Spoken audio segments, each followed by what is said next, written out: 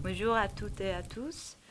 Je m'appelle Clisia Santorino. Je viens de Messine, une ville qui se trouve en Sicile, que j'ai quittée à l'âge de 18 ans pour commencer mes études. Je suis à Grenoble depuis 2012 et j'ai commencé une thèse en 2014 en cinéma. C'est une thèse sur l'onirisme et l'imaginaire chez Alain René et Federico Fellini. Et cette année, donc depuis septembre, je suis à TER à l'université Grenoble-Alpes où j'enseigne esthétique du cinéma et histoire du cinéma. Je suis dans l'association depuis un an. Donc je suis arrivée l'année dernière et je suis membre en fait du comité des programmations du festival.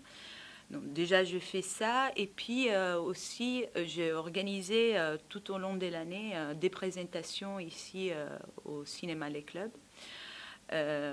Pour des films italiens, pour des nouvelles sorties ou des films des patrimoines aussi, notamment.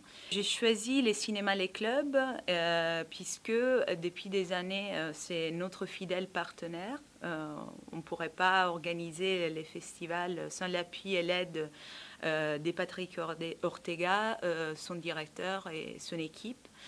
Donc du coup, c'est un lieu pour moi magique aussi parce que c'est un cinéma d'essai, un cinéma avec une programmation très riche, mais aussi parce que c'est les lieux où les festivals se déroulent. Les cinémas italiens, pour moi, c'est surtout un souvenir de mon enfance.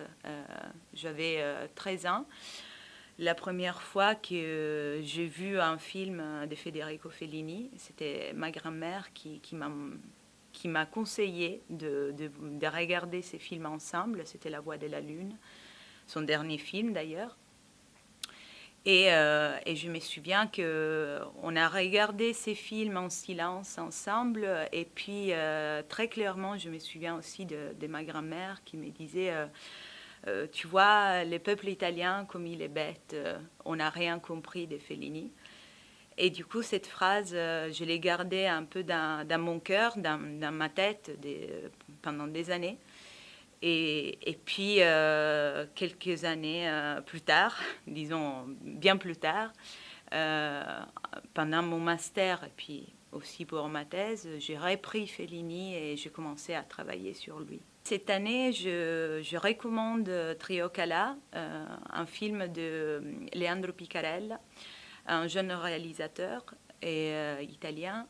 Ces films rentrent, selon moi, dans l'esprit qui pousse les gens à organiser ces festivals, c'est-à-dire donner de la visibilité au cinéma italien qui pas forcément trouve sa place dans son pays, en Italie.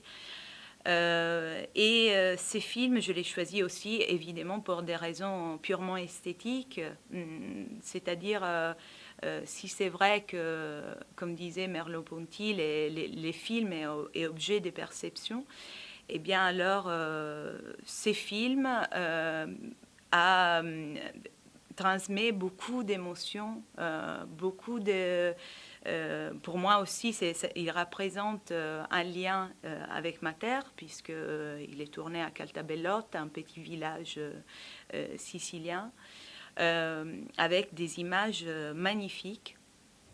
Et surtout, ces films est emblématique d'une certaine production italienne des dernières années, où de plus en plus il y a une hybridation entre ce qui est documentaire, pur et simple, et fiction.